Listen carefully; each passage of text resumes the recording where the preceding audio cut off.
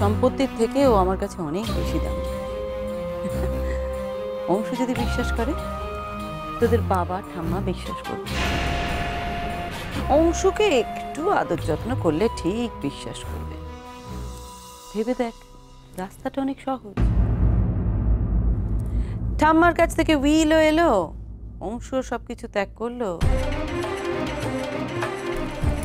শান্তিতে শান্তিতে সব মিটে গেল।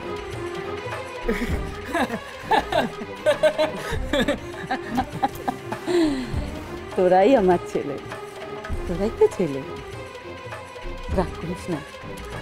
আসলে তখন চকটা যদি না মারতাম। না মা, ও কিছু হয়নি। হ্যাঁ মা, আমরা তো আসলে এটাই ভাবছিলাম যে তুমি হঠাৎ পাল্টে গেলে কি করে। তোমার বৌমারাও তো বুঝতে পারেনি, ওরাও তো। কি যাবার জন্য তৈরি? হ্যাঁ, যাচ্ছি যাচ্ছি, গিয়ে বোঝাচ্ছি। ওদেরও তো বোঝাতে হবে যে এই বাড়িতে আমরাই রাজত্ব করবো। আমরা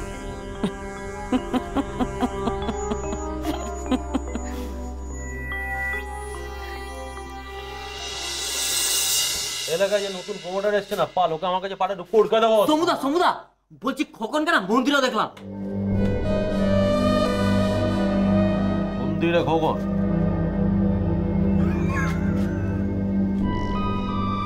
সোনি কাটা দেখেছে বোধহয়।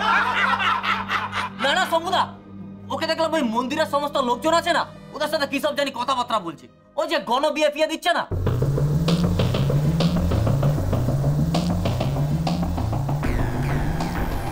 মন্দিরে গণবীর কি করছিল রে শালা?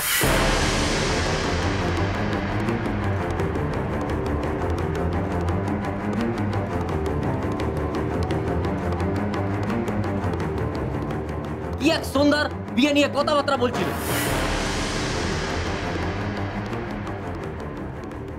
এদের গোষ্ঠীতে শালা আবার সন্ধ্যা করতে এলো। এ সুন্দরীর নামটা যেন কি? আলো সমুদা, আলো বৌদি। ও তো শালা ঘটে কিচ্ছু ঢুকছে না বাড়ি। সুন্দরী কে?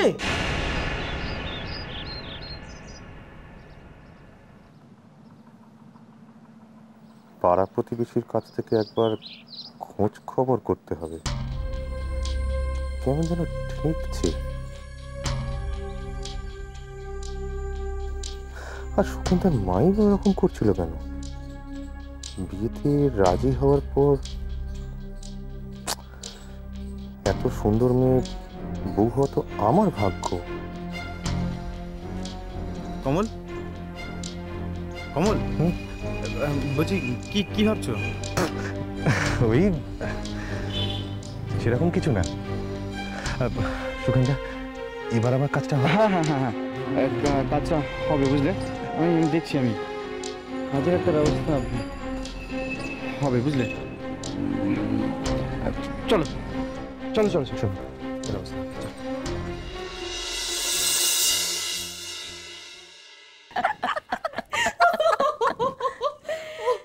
সত্যি মা, আপনি পারেনও? সোজা আঙুলে ঘি না উঠলে আঙুল তো বেঁকাতেই হবে।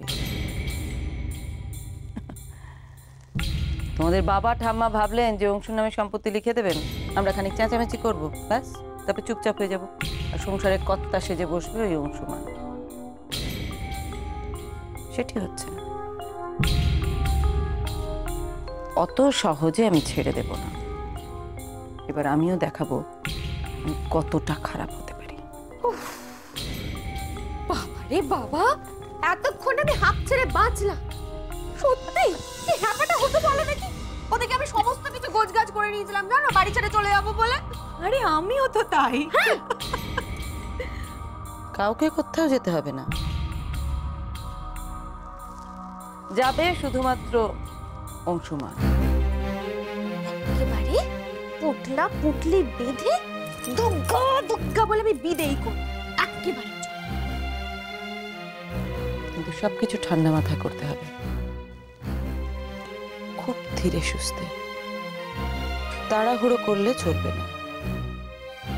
কোনো চেঁচামেচি নয়, কোনো রাগারাগি নয়, কোনো অপমান করা নয়। চোখের জল ফেলতে ফেলতে অংশু যেমন এই সম্পত্তি তার নামে করেছে, সেরকম চোখের জল ফেলতে ফেলতে এই সম্পত্তি আমি আমাদের করে নেব। আর তারপর তোমার বাবা আর ঠাম্মা শুধু চোখের জল ফেলবেন আর ভাববেন, চোখের জল ফেলবেন আর ভাববেন। কিন্তু যতই চোখের জল ফেলুন না কেন, কেঁদে কুল করতে পারবেন না, কিচ্ছু করতে পারবেন না।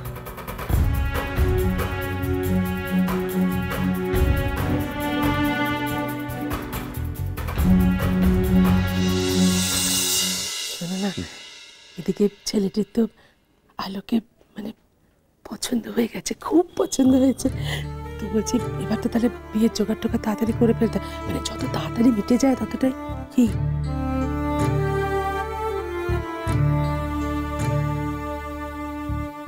হ্যাঁ রে মা, তুই তো দেখলি ছেলেটাকে, তখন আপত্তি নেই তো? আমি বল, আপত্তি নেই তো? আমার আবার আপত্তি বাবা? সবকিছু ভালো ভালো হলেই ঠিক। আর তোমাদের ভালো হলে তো আমারই ভালো লাগবে। কি সব আলোচনা করছো তোমরা, ভালো কিনা ভালো কিনা? ভালো তো বটেই, হ্যাঁ, ভালো না হলে। আচ্ছা তুমি বলো, হ্যাঁ, বড় খোকা নিয়ে এলো, ও নিজের বোনের জন্য খারাপ ছেলে নিয়ে আসবে? হ্যাঁ আরে বাবা, আমি কি তাই বলেছি নাকি? মেয়েটার ইচ্ছে অনিচ্ছে আমার কোনো ইচ্ছে নেই বাবা, ইচ্ছে নেই, শুধু যেন মানুষটা ভালো হয়।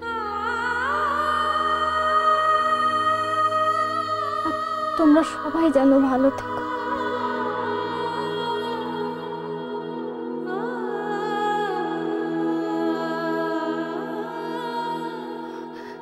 ঠিক আছে বাবা, এসব কথা নিয়ে আমরা পরে কথা বলি। হ্যাঁ, কিছু খায়নি মেয়েটা, আমি চটকট ওর জন্য খাবার নিয়ে আসি, যা হোক কিছু। বাবা খেয়ে না।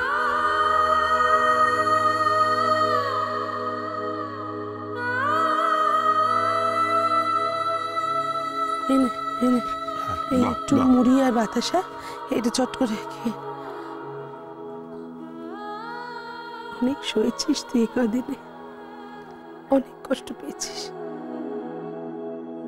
এবার তুই কত সুখী হবি আমি বলছি, সুখী হবি। শুধু মায়ের আশীর্বাদে ওই গুন্ডাটা চোখ এড়িয়ে বিয়েটা একবার হয়ে গেলেই